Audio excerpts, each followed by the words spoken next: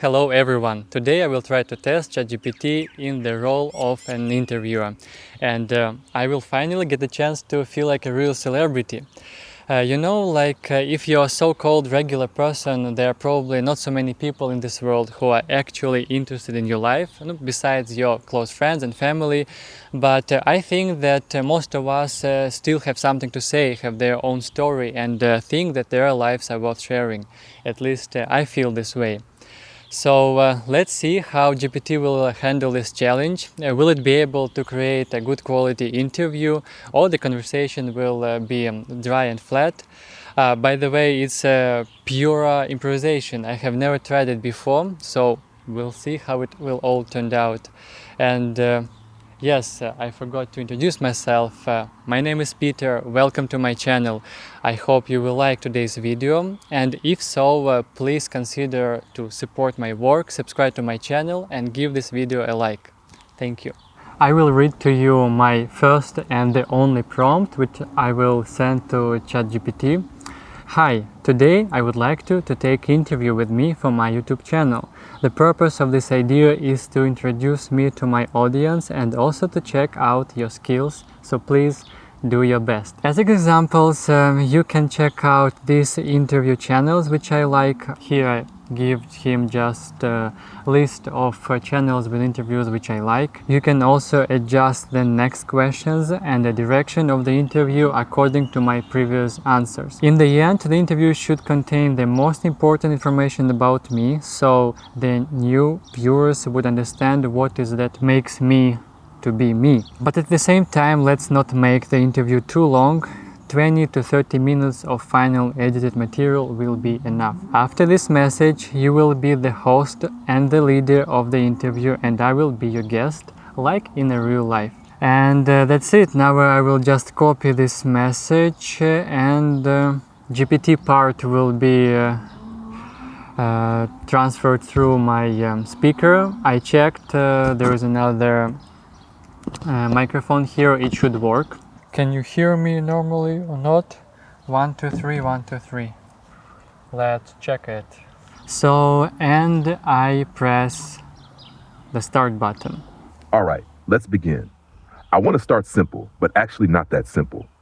Imagine someone clicks on your video and has 30 seconds before deciding whether to stay or leave. Who are you, and why should they care about you? Okay, it is more complicated than I thought it will be. I guess I need a sip of water. Thank you for very interesting questions. The first question, and it's already got me thinking. So I think that in the last years all the humanity is not living like a regular life. We all live in in a history book. Yeah, it started with COVID, then there was one war in Ukraine, then there was another war in the Middle East. Both of these wars they touched my life, and my life changed because of that. So, and in times like this, I think everyone needs conversation, needs community. Humans are social creatures. We need support of our community, and I think maybe it's very naive way, but this channel is my way to create this community. So my YouTube channel doesn't have specific agenda. It's not like I am doing sports, or I am a travel vlogger, or some yoga teacher. No, the videos on this channel, they depend on what's happening in my life, on my mood, on my day. So I produce content, I post it, I share my thoughts, and then I see what other people have to add to it, have to comment it. I read the comments, and this way, I guess, I just want to be alone. This is as simple as it can be. And I think there are maybe many people the same like me, who maybe don't know how to create content, and they don't want to go public, yes? So they can always find a place for themselves in my comment section. So here it is. Okay, it wasn't 30 seconds, let's see. Honestly, that was already more real than most perfect 30-second answers. And that's exactly what makes people stay. You said something interesting. I don't want to be alone. And you turned that into creating a space where other people don't feel alone either. But let me push you a bit here. A lot of people feel this. A lot of people go through the same global chaos, the same loneliness, but they don't start a YouTube channel. So here's what I'm curious about. Why did you decide to go public with it? What was the moment where it went from I feel this to I'm ready to show this to strangers? This was pretty simple. I started this channel in 2022 when I relocated from Russia to Israel. If you remember what was happening in Russia in 2022, you will know that a lot of people at the time fled Russia, and it was a big shock for me. I haven't been prepared for such a move. It was shock for me, for my family, and of course I just couldn't be silent. I needed to process my emotions.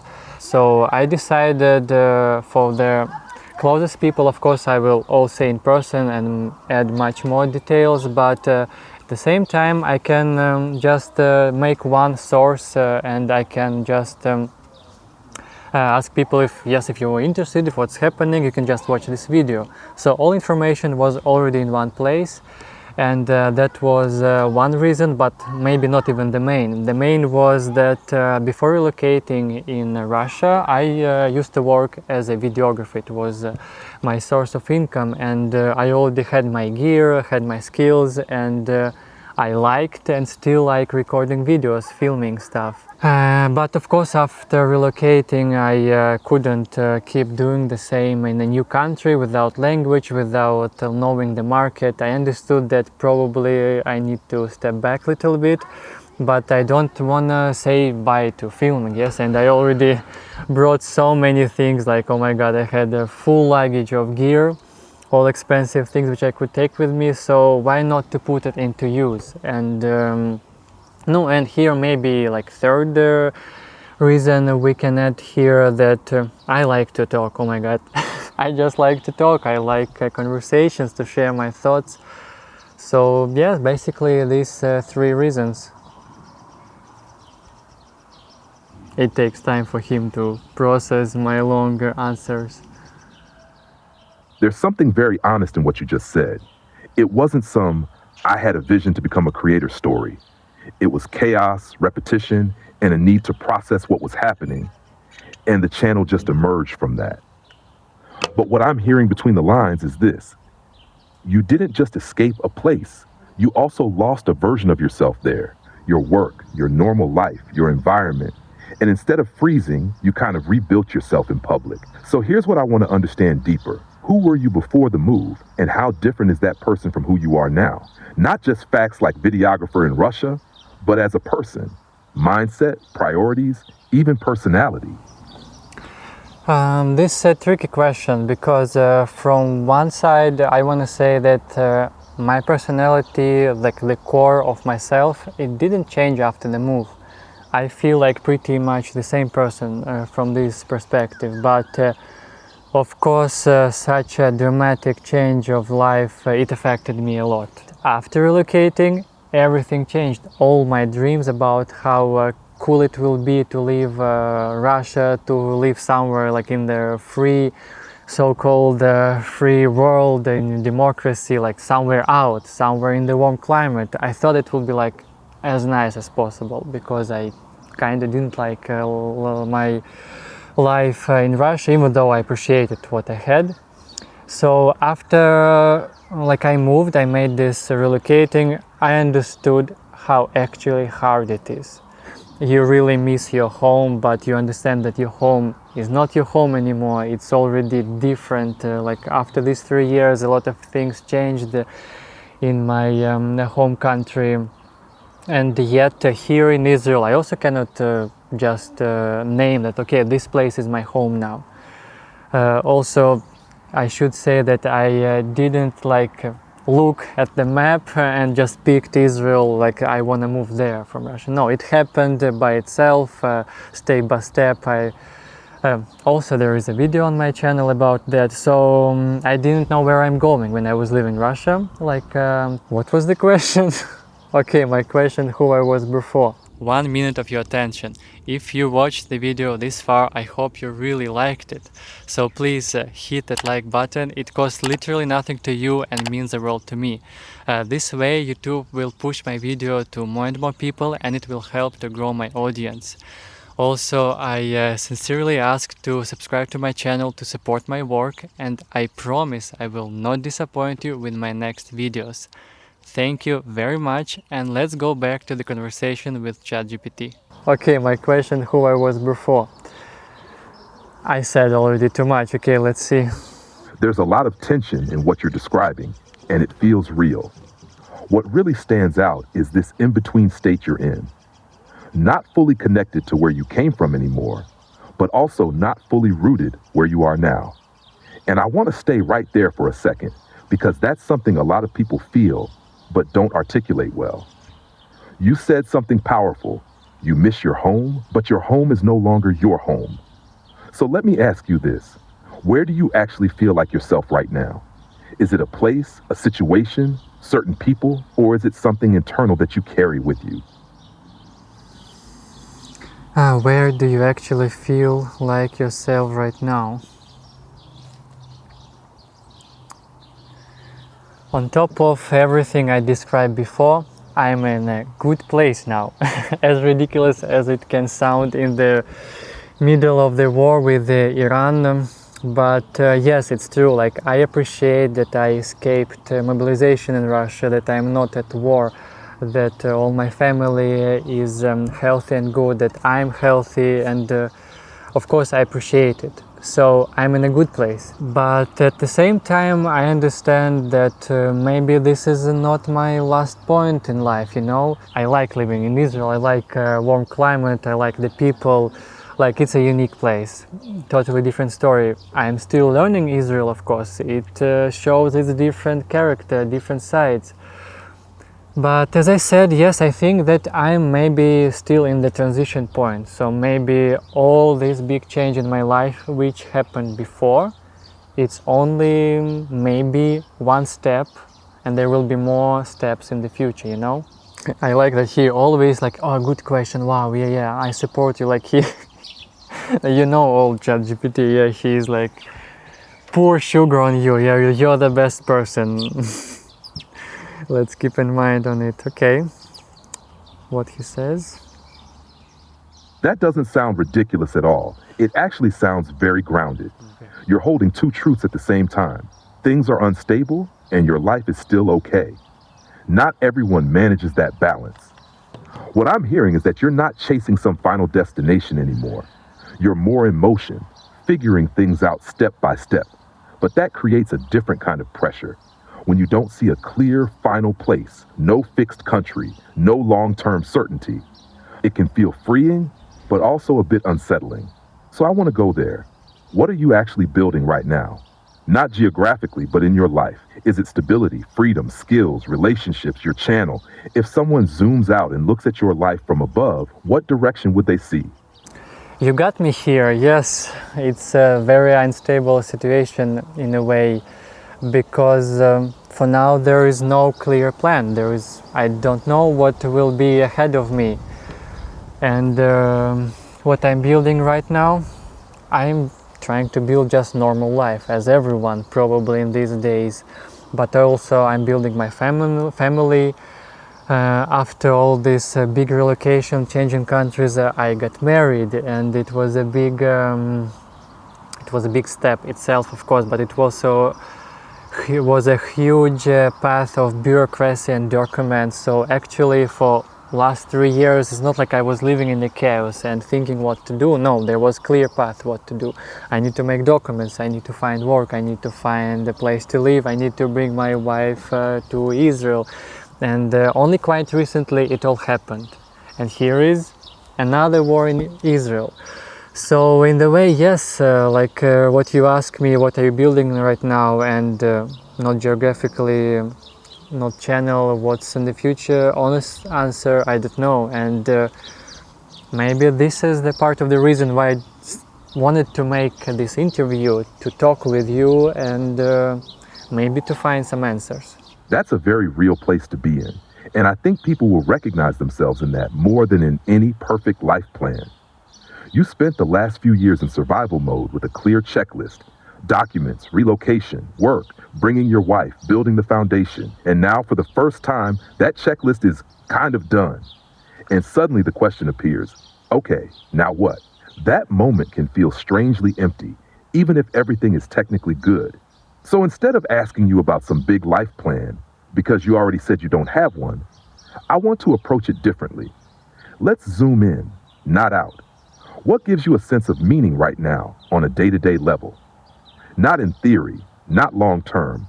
What are the moments where you feel, this is why I'm doing all of this? I think the sense of not regretting what I have done so far. No matter how hard it is, and it will be probably, I still don't regret of relocating from Russia, since it was my dream. So it gave me some satisfaction that I wanted to live, like, for example, let's take one moment. Like, I wanted to live in the warm climate, I wanted to go surfing, to have a beach nearby, so it came to me. Yes, maybe it's very simple goals for someone, but for me it was a big deal, you know, Russian winters, etc. Maybe this is like the main stone that I feel like for now I'm doing kinda in the big picture only. I do everything right. Of course, there were many mistakes, there were many setbacks. For example, I regret that I didn't start my channel before leaving Russia, yes. There were also a lot of emotions to process, and yeah, the war started, etc. So there were regrets, and I'm trying to fix them, and also to think from the future, like how I will see my life now from the future and what I would change. What you're describing isn't just meaning, it's relief mixed with awareness. Relief that you made the move you dreamed about, and awareness of how fragile everything actually is. And I caught something important in what you said. You don't just appreciate what you have, you're constantly thinking, did I make the right choices, and how do I not regret the next ones? That's a very different mindset from just living in the moment. So I want to push you a bit on this. You mentioned one regret, not starting your channel earlier, and now you're trying to correct things going forward. What are you afraid of missing this time? Not in a dramatic way, but what's that thing where you think, if I don't do this now, I'll regret it later again? I don't know what I'm afraid of missing this time. I gave just a simple example that I didn't start such a YouTube channel before because I wasn't sure that people want to hear it. I wasn't sure that I will actually be able to do it. And I remember my first videos on this channel, they were in Russian language, in my native language, of course. They suddenly popped up, and they really started to gain a lot of views. Like for new channel to have 5-10,000 views, it was a lot. I understood, okay, let's be honest, like people want to watch it, and there were comments. So, and I understood that that's what I could be before, it could make before. And maybe if I will start YouTube channel living in Russia in 2017, 18, 19, maybe that would be my relocating plan. Yes, maybe I would become, it was popular back then, maybe still is popular, this digital nomad, you know. I had a clear dream, yeah, I wanted to leave Russia, wanted to live in warm country. I wanted to live with my girlfriend at that moment, so before we got married. And there were a lot of obstacles, and to have a remote job, that was the main obstacle, yeah, the money, income. So that's why I regret, if I, maybe not, you know, maybe not, but if I would start the channel back then and YouTube was just rising there, now I'm not so sure if YouTube still is the place, still, because everyone seems to like more short content, maybe I'm mistaken. So that's why I'm afraid of missing out, like the opportunity which actually can make my life easier, more enjoyable, and for the future steps. Yes. You said, maybe YouTube is not the place anymore. Maybe it's all short content now. At the same time, you're literally here recording this, Thinking deeply, speaking in long form. That's not someone who belongs to 15-second videos. So here's the uncomfortable question. Do you actually believe the opportunity is gone?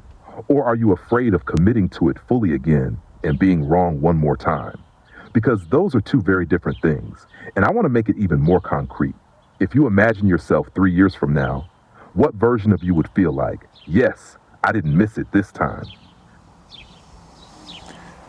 First of all, 3 years from now, it's like it's very long term, and due to recent events and what's happening in the world, I don't look so far. But you ask what I'm doing here, if I still think that maybe it's now a time for short content, because I cannot create short content. Yes, I'm more about speaking, I like deep dive, I like conversations, I don't like these 10-15 seconds videos, so that's why I'm here. And I will be here even if everyone would leave YouTube and go to TikTok and only my mom would still watch my videos. I will still be doing them because, as I said, I do it not only for audience but also for myself.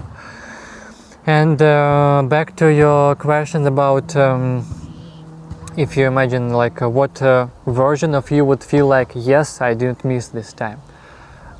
It's also very simple, this is my first video in English language, and for me it's a very big deal.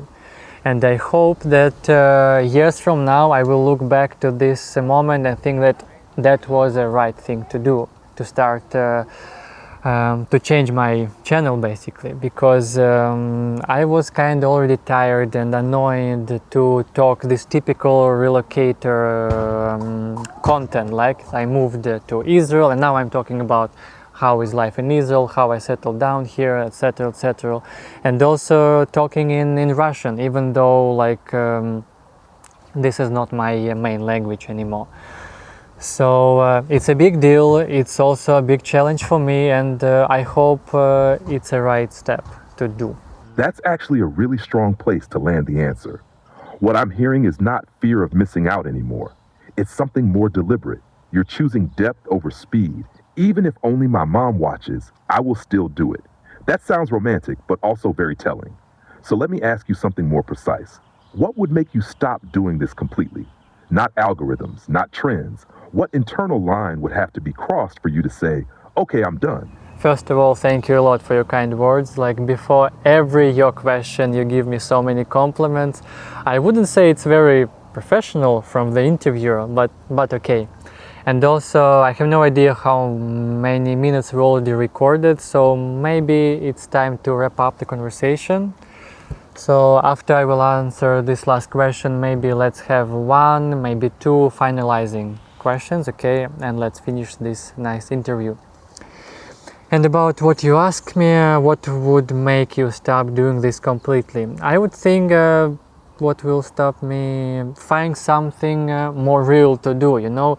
It's still not real life, it's a conversation with ChatGPT, very interesting one, but still it's cameras, it's digital content, it's not like reality. Maybe if I will find a way how I can sustain my living by, I don't know, having garden or plant vegetables and flowers, it will be something real, yes, it will be natural, it will be close to the earth.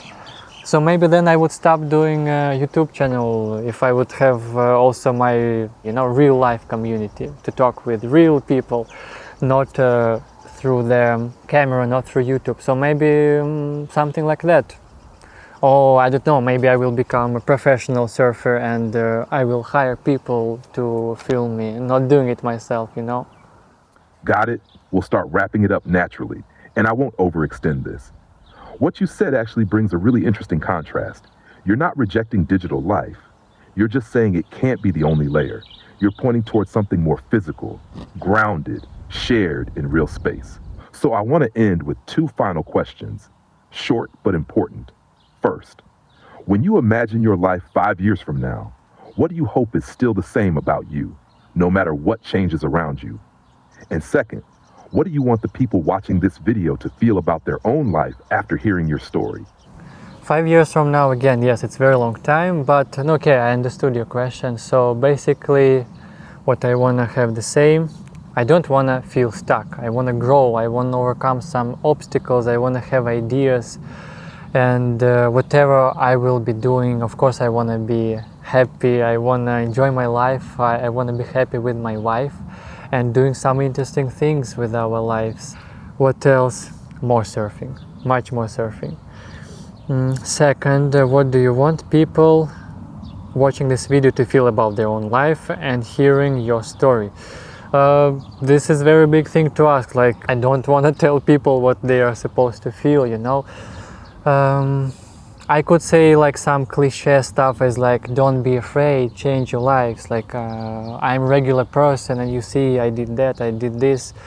This is someone else. I want to hope that people who watch this video, they don't feel like they're wasted their, I don't know, 20-30 minutes of their lives, that they found something interesting, that maybe they found support in my video. So this will be my biggest goal and my biggest hope, yeah. So let's see how GPT will finish this interview. Last thoughts from GPT. That's a very grounded way to end it. You didn't try to teach people anything. You just hoped it had value It's for again them. a lot of compliments. That actually feels more honest than most motivational endings. What comes through your whole story is movement, not just physical relocation, but constant internal rebuilding. You're not trying to become a fixed version of yourself. You're trying to stay in motion without losing yourself completely. If I end this as a final closing question for your audience, it would be this. If your life is still unfolding, what kind of direction do you want it to unfold in from this point on? Not certainty, not a plan, just direction. And we're done. And we are done. I didn't understand, was it a question for me or for my audience? If I end this final closing question for your audience, it would be this. Okay, this is not for me, this is for you. It's a big thing to ask my audience, but if you want, feel free to write your answer in the comment section. And this is it. This is how this completely improvised video will finish. And as I said, I really hope you enjoyed it, you liked it, and see you in my next videos. Bye.